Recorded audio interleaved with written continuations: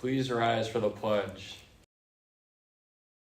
I pledge allegiance to the flag of the United States of America and to the republic for which it stands, one nation, under God, indivisible, with liberty and justice for all.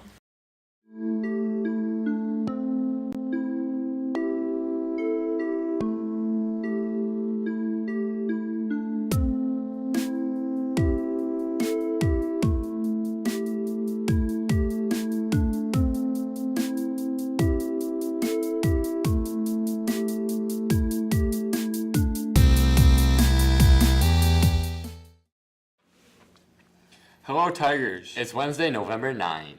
We've got just a few announcements coming up, so we're keeping this short. If you're waiting to buy a yearbook, don't wait any longer.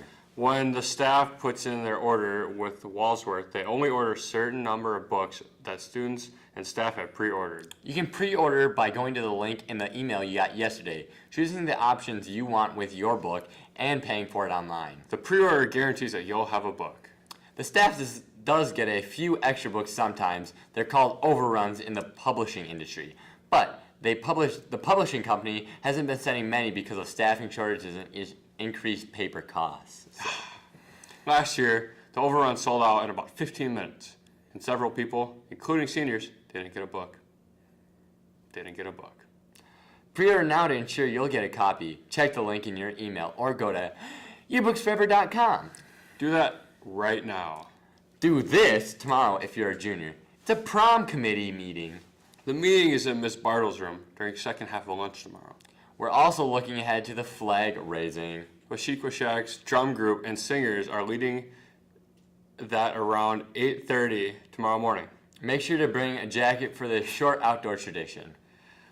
Looking even further ahead, Try-2 starts at the end of the month. With it, we'll see an adjustment into the schedule, in addition 10 minutes to advising to make room for Roos and even more discussion. Mallory Finch has a story about advising after we leave you. For Paw Print Live, I'm Wyatt. And I'm Evie. Have a great day, Tigers. Bye. Since the start of the new school year, students have adjusted to a new school schedule, one that sees advising move to the afternoon rather than the morning. Some students, along with teachers, are seeing problems with how their school day runs. The schedule was changed for the primary reason was to make sure that we had advising accessible to students and also intentionally placed so that it wasn't at the beginning of the day where it was easier for students to miss or at the end of the day for the same reason. We wanted to tuck it into a time of the day where we knew most students were going to be here. The new schedule affects how I get to school because I drop my brothers off in the morning. So it makes it really hard to make it to school on time and be in class on time because they aren't allowed to be at school until 7:30. Putting advising back in the morning would be nice because having advising in the morning it made it easier to start my day out smoothly. It gave me time to get myself ready to learn. Really, I think it just all comes down to advising. I really don't like where advising is. I think it is better for kids to start with class right away because with advising being in the morning, sometimes people didn't feel like they needed to be here. Having the helping part in the afternoon and it being a shorter amount of time, some people are finding it hard to get settled in because we're waiting for the announcements to go on and everybody wants to watch that. But then by the time that's done, you really only have maybe 15, maybe 20 minutes.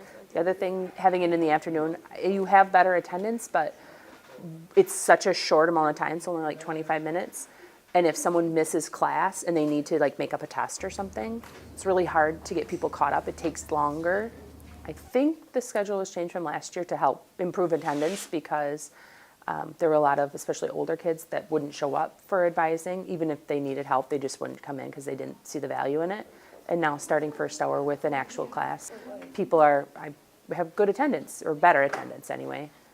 So there is a good reason for it. It's just some of the bugs need to be worked out, I think. When we look at our attendance and people are missing first hour, while it's not a class, they're not missing actual instructional time, like they have biology, for instance. They're still missing, because advising counts as instructional minutes in the eyes of the state, it counts with just as much weight as missing a core class. Our attendance looked horrible last year, and it wasn't great, but it looked worse than it actually was sometimes. So that was one thing. That was one consideration, but more so, I look at advising as being a really important part of the day, and we wanted kids to be there. Well, I hope they understand with Mrs. Penza and I is that we are always going to look for a better way. And so if we're going to place value on something like advising, we have to think critically about where's the best place to put that.